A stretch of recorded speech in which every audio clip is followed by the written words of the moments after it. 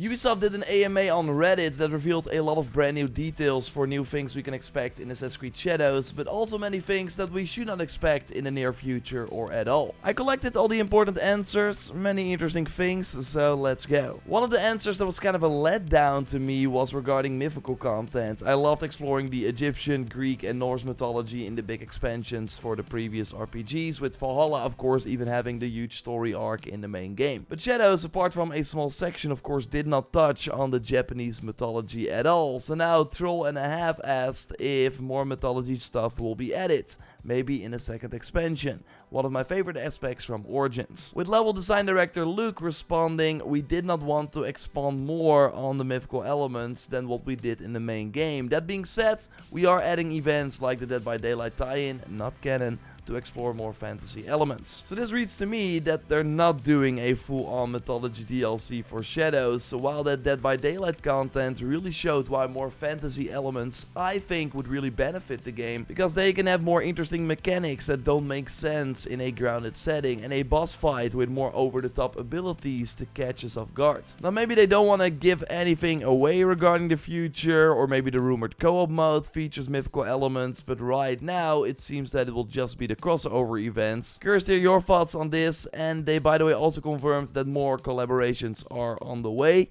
with data miner Ipsarp in our Discord noting that there will be one around Attack on Titan, which could be interesting, and that will likely include fantasy elements of course as well. Now, Ubisoft also notes that there's currently one activity, referring to open world activities, that they plan to expand on in the future, but apart from that they are not planning to add brand new open world activities. Now I hope it's the arena that of course already has the anomaly missions there, but actually fighting new challenging enemies or a way to refight some of the main story bosses I think could be cool. Of course let me know what activity you think they will expand on in the comments. We also got a few extra details regarding the first expansion, and of course real quick, I'm doing a giveaway for that DLC. Simply like the video, be a subscriber, and they can enter the giveaway via the link in the pinned comment. So next to the new region we can explore the new story that takes place after the ending of the main game. We can collect new gear. Another thing is of course the bow staff for Naue. And Luke now confirmed that that weapon comes with its own mastery abilities, unique posture attacks and finishers, and that while Yasuke does not get a new weapon,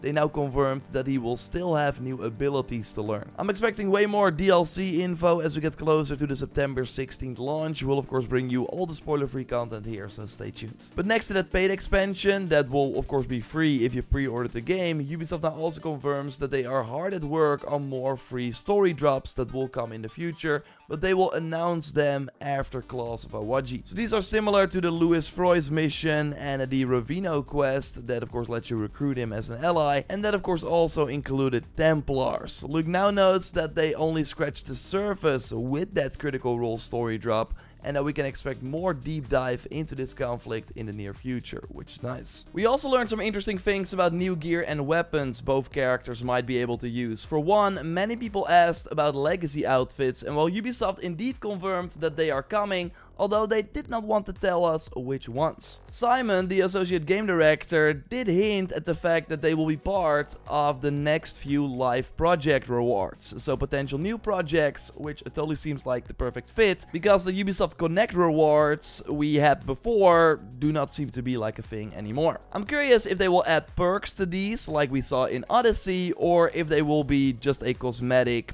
chess piece that unlocks the whole outfit as a transmog option. I would prefer the perks of course, and let me know which legacy outfits you would love to see. I always said a Xiao Jun outfit for Naue, and a Spartan Warrior set for Yasuke I think would be very cool. And with Ubisoft already teasing that with the beginning of September we're getting additional goodies that may be familiar to long series fans, we probably don't have to wait long for the legacy outfits. But there's more. C76 asked if we will actually get gear like the Blade of Yumminess, referencing that conversation with JorRaptor, and the roadmap notes, also referencing the additional goodies. To which Julian, also associate game director on Shadows, notes that given her legendary journey across continents, talking about Kassandra of course, it's not entirely impossible she made a stop in Japan and accidentally left a piece of gear or two.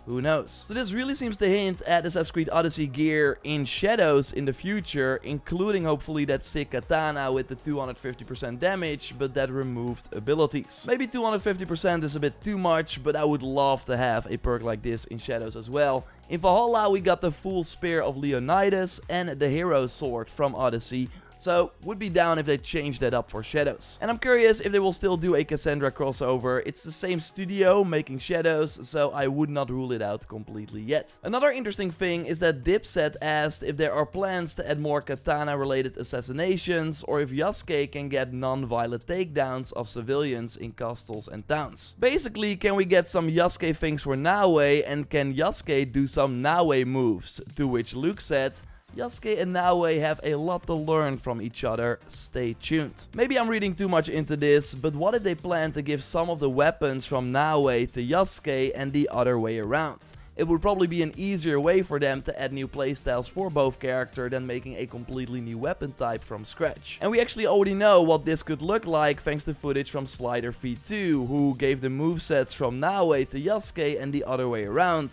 And it looks kinda awesome actually, so I would not be surprised if Ubisoft is going to experiment with this in the future. They also confirmed that the parkour is still having a few improvements coming up before the end of the year, with Simon noting that the first update was mostly for everyone and this next update will be more for the highly skilled enthusiast. And one thing they plan to do is remove the limitations on side and baggage jacks, because right now if you are for example more than 10 meters from the ground, you cannot jump down, because you would die from that height, so it's a safety measure. So they want to give us more freedom, and I think they then also have to make new animations that work for falling from those higher heights. So probably coming before the end of the year. If you got any parkour requests, of course drop them in the comments. Now they also confirmed many things that won't be coming. I want to go through them a bit faster. So while there will be new hideout building upgrades, so seemingly a 4th upgrade to many buildings with a new passive effect, they are not looking into adding a major expansion to the hideout at the moment. We should only expect the Helix cosmetic packs to drop for now. We should also not expect any hair, beard or other customization options for Naue and Yasuke, because it seemingly costs them a ton of work to do that. Now we do know that Naue can have longer hair with certain masks, and it can be grey or black. I think it would be cool if they give us the freedom to select that hairstyle maybe without the mask. Again, nothing is planned,